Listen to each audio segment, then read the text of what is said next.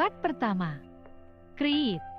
Pelan-pelan aku membuka pintu kamar adikku karena jarum jam sudah menunjuk ke angka 8 pagi dan dia belum terlihat batang hidungnya. "Wih, Dewi," panggilku seraya melongo ke dalam kamar bernuansa violet itu. Tidak ada jawaban. Aku menggelang melihat kamar Dewi yang begitu berantakan serta acak-acakan. Kamar anak gadis, kok berantakan banget, gumamku dalam hati. Aku meraba tembok, mencari saklar dan menyalakan lampu, hingga kamar tersebut menjadi terang benderang. Kupunguti baju-baju Dewi yang berserakan di lantai, lalu merapikan tempat tidurnya yang begitu berantakan. Spray tidak terpasang, pun dengan sarung bantal yang sudah lepas semua. Mataku membeliak ketika melihat bungkus kontrasepsi tergeletak di lantai. Kenapa ada benda seperti ini di kamar Dewi? Dia kan masih gadis, masih kelas 2 SMA. Sedang aku saja tidak pernah menggunakan benda seperti itu. Aku memasukkan bungkus kontrasepsi tersebut ke dalam tong sampah.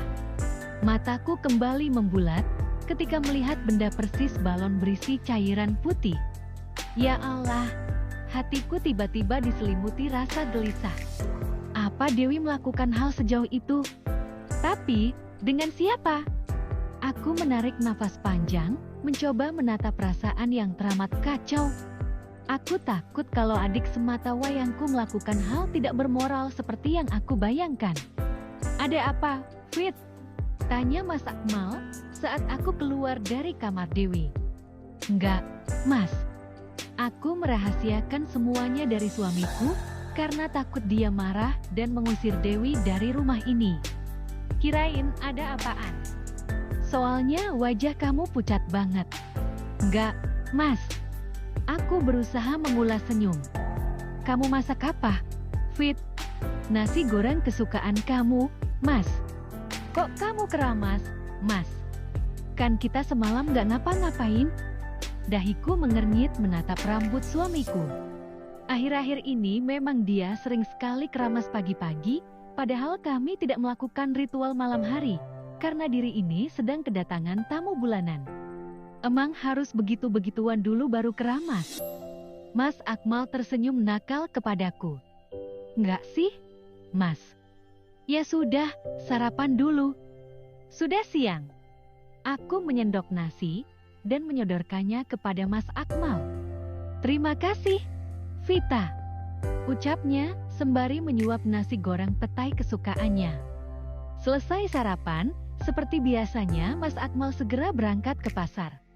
Suamiku memiliki sebuah toko elektronik di depan pasar dan buka setiap jam 9 pagi.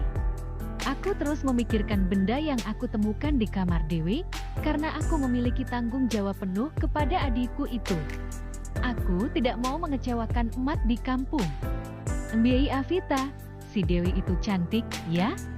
Apa MBA Evita nggak takut suaminya kepintut sama si Dewi? Sekarang ini mesti hati-hati, loh. Banyak suami-suami yang doyan sama adik sendiri," ucap Bu Hilme tetangga depan rumahku ketika aku membeli sayur pagi itu. "Insya Allah, Mas Akmal bukan tipe laki-laki seperti itu, Bu," sahutku seraya mengulas senyum. "Tapi tetap harus waspada loh, MBI," sambung Teh Ica. Aku segera menyuruh Mamang Sayur menghitung belanjaanku dan segera menarik diri dari kerumunan ibu-ibu yang sedang berbelanja sayur mayur.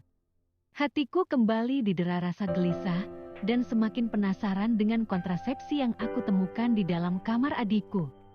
Apa Dewi melakukannya dengan Mas Akmal?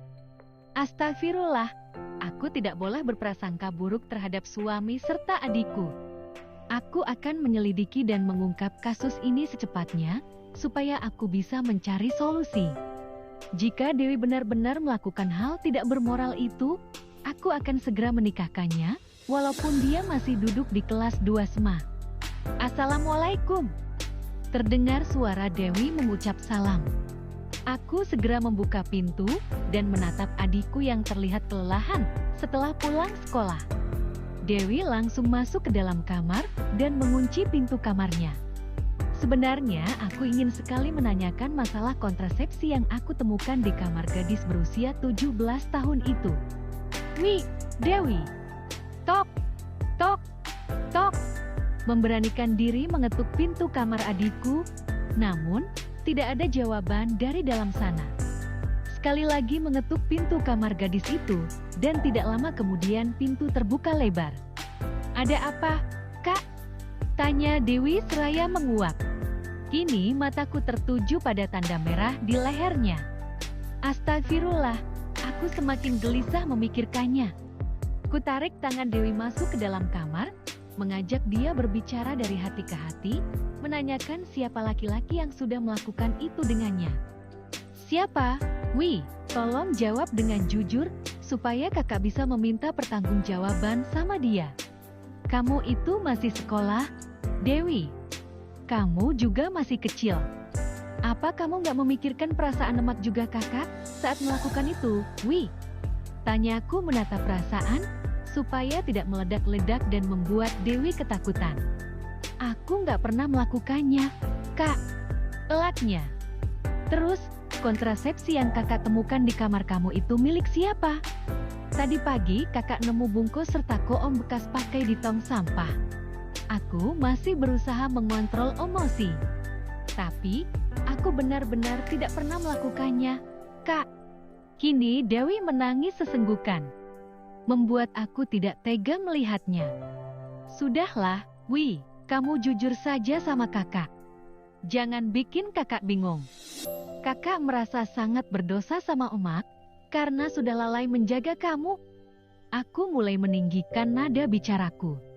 Demi Tuhan, kakak, aku tidak pernah melakukannya. Gak usah bawa-bawa nama Tuhan, Dewi. Tolong kamu jujur sama kakak. Tangis Dewi semakin pecah. Aku menyentak nafas kasar, kemudian keluar dari kamar Dewi. Kali ini aku benar-benar dibuat stres oleh adik perempuanku itu. Jarum jam sudah menunjuk ke angka 9 malam. Mas Akmal belum juga pulang ke rumah, padahal biasanya dia sudah pulang sebelum azan maghrib. Entahlah, akhir-akhir ini suamiku sering sekali pulang telat dengan alasan ada barang masuk dan bertemu teman lama. Mas, pulang jam berapa? Aku sudah ngantuk, segera ku kirim pesan WhatsApp kepada suamiku. Centang 2, tetapi belum dibaca. 5 menit kemudian, terdengar suara notifikasi pesan masuk ke gawaiku. Dari Mas Akmal. Kamu tidur saja, Fit. Mas mungkin pulang agak malaman. Maaf ya, balasnya disertai emotikon menangis. Ya sudah, aku tidur dulu ya, Mas. Kamu hati-hati di jalan, balasku lagi, kemudian lekas merebahkan bobot ini di atas kasur. Entah sudah berapa lama aku terlelap, hingga mendengar suara aneh di kamar Dewi. Aku menggerakkan tangan ke sebelah, mencari keberadaan suamiku. Mas Akmal belum juga pulang. Aku menengok jam dinding yang menggantung di tembok, dan ternyata sudah pukul 12 malam. Penasaran, aku turun dari tempat tidur, lalu mendekati kamar adikku. Terdengar suara desahan saling bersahut-sahutan di dalam sana. Aku semakin penasaran, dan ingin mencari tahu siapa yang bersama Dewi sekarang.